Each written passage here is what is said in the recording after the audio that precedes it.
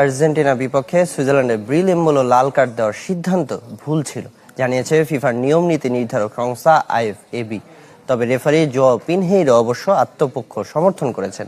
ভিআরের পরামর্শ অনুযায়ী সঠিক সিদ্ধান্ত নিয়েছেন দাবি তার।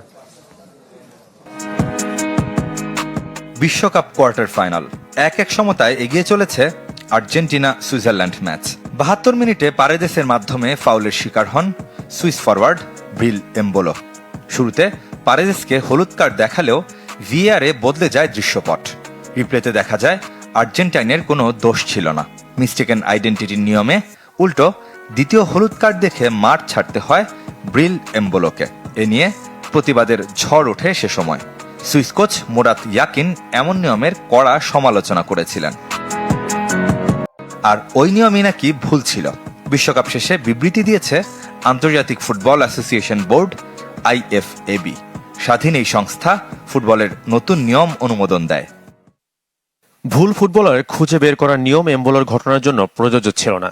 ভবিষ্যতে অন্য টুর্নামেন্টে হয়তো নিয়মটি ব্যবহার করা হবে, তবে বর্তমানে চলমান পর্যালোচনা প্রক্রিয়া শেষ না হওয়া পর্যন্ত এটি প্রয়োগ করা যাবে না। এই নিয়মের উদ্দেশ্য কাউকে ভুল কার্ড দেওয়া হয়েছে কিনা তা দেখা।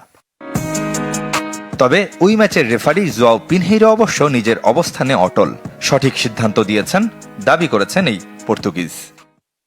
পরবর্তীতে আমরা দেখলাম এটা ফাউল ছিল না এবং এমবোলো অভিনয় করছিল, অতএব ভিআরের পরামর্শ অনুযায়ী সেটা হলুদ কার্ড ছিল।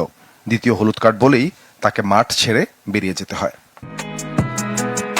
আর্জেন্টাইন অধিনায়ক লিওনেল মেসির সাথে কি কথা হয়েছিল তার, তা না বললেও কথা হয়েছিল স্বীকার করেছেন।